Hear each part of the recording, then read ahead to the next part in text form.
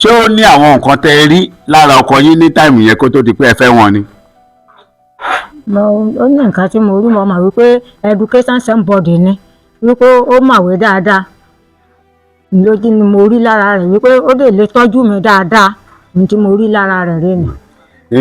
ìgbà tí ẹ fẹ́ ọkọ yín màmá ṣé àwọn òbí yín ṣé wọ́n fọwọ́ sí. àwọn òbí mi fọwọ́ sí toró wá dànà mi wọ́n fọwọ́ sí. ẹ pẹ̀lẹ́ màmá ẹ bá wa dárúkọ yín fún gbogbo àwọn èèyàn tó ń wò wá. Victoria Ọmọládùn Babalọlá.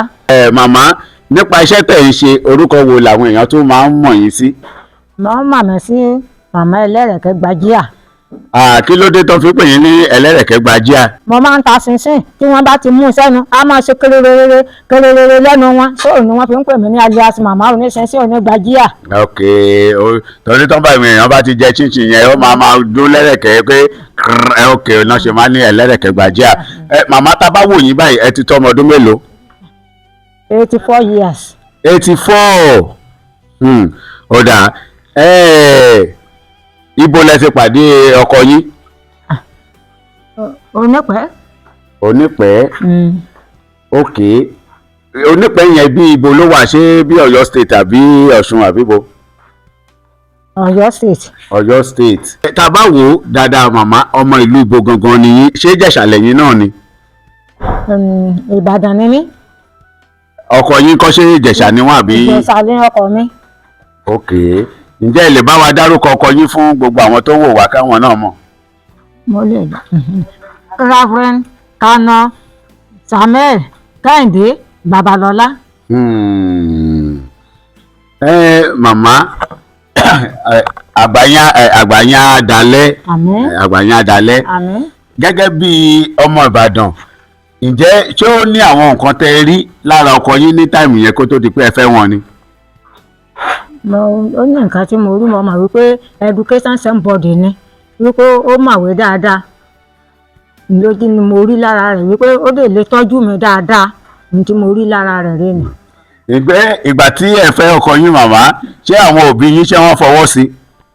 àwọn òbí mi fọwọ́ sí toró wá dànà mi wọ́n fọwọ́ sí. Ó dà pé ẹ̀gbọ́n yín àtọkọ yín ó dà pé ojú ẹgbẹ́ ni wọ́n ṣé ẹ̀gbọ́n yín wá wò pé ìwọ ọ̀rẹ́ mi àbí wọn ṣọ̀rẹ́ ni. wọn ì ṣọ̀rẹ́ torí ẹ̀gbọ́n mi wà ní teacher training wọn kì í wálé tààrà wọn mọ̀ra dáadáa wọn ì ṣọ̀rẹ́ ṣùgbọ́n ó ṣàfẹ́ kí mi fẹ́ ọkọ mi wípé ìlú ńlá ló ti wá tó ọ fọwọ́ sí pé kí mi fẹ́. pé ìlú Ìjẹ̀ṣà ni ọkọ yìí ti wá. Ọ̀yá ìgbà tẹ́ ti wá délẹ̀ Ìjẹ̀ṣà ṣé ti gbéde Ìjẹ̀ṣà dáadáa bẹ́ẹ̀. màá gbọ́dọ̀ Ìjẹ̀ṣà èso ni mẹ̀ ẹ́ sọ bẹ́ẹ̀ yá èdè Ìjẹ̀ṣà ni mẹ̀ ẹ́ sọ bẹ́ẹ̀ mo gbọ́ àbí wọn bá sọ sí mi mo gbọ́ èmi náà dé tún yé sọ. Ọ̀dà ìbá mi sọ gbogbo ọ̀rọ̀ kí mo fẹ́ bá yín sọ bẹ́ẹ̀ èdè Ìjẹ̀ṣà ni kí n máa sọ. Ọ̀yá ṣé ìyẹ́ pòwe kan lédè Ìjẹ̀ṣà. abínú ẹni ló sì kejì aró nípín. Abínú ẹni lóṣù kejì aró nípín ìpàtọ́ kọra ní mọ̀mọ́. Ọ̀yá ìbá gbàdúrà fún gbogbo ènìyàn kan wù lé gbogbo àgbáyé bẹ́ẹ̀. Olúwa dì yín mú o ìyá soríire ìyá mókè ń bi iṣẹ́ yín ní àìsàn burúkú ni a kọlù yín nígbà tí n bá ń gbé mọ́tò yín tí ń gbé jáde you will not have any accident on the way you will happy you will not sad God will protect you anywhere that you are going God will protect you in Jesus name amen. Ọ̀yá ẹ bá wa gbàdúrà fún ìbá mi gbàdúrà kó gbogbo èèyàn ọmọ rí pátápátá látòrí àkọ́bí títí dé yìí ogbó yìí. àti ọmọ ọmọ. àtọmọ ọmọ àti ọmọ ọmọ torí ọmọ. torí mo ti dé pele mẹ́ta báyìí. Ọ̀yá.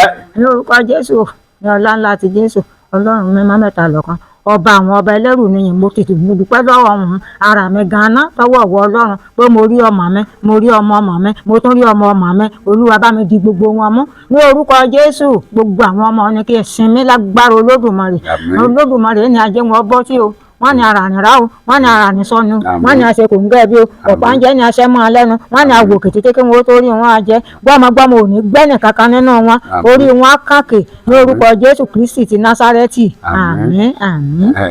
Màmá ó dà pé ẹ lè sọ̀yìnbó díẹ̀díẹ̀ ìwé mélòó lẹ kà. Modern 3. Kí lẹ pé? more than 3. Okay, tó bá ní how are you? I'm alright. Oh, I'm alright. Okay. Well, tí bá ní what is your name? Ṣé mo tún wẹ̀? My name is Victoria Ọmọládùn Babalọlá. Okay. What did you eat today? I eat pap. Pap. Okay. Uh, Oh yeah. How many days do we have in a week? 7 days. 7 days. Mama ìpàtà ọkọ̀ra rí. Oh yeah. How many days do we have in a month? 30 or 31. Ah! 31, níbẹ̀ 31. náà ni mò ń sọ. Am I correct? Yes, you are correct. Báyà mo ti fẹ́ yìí. No, you are correct. You are correct. I'm hearing you.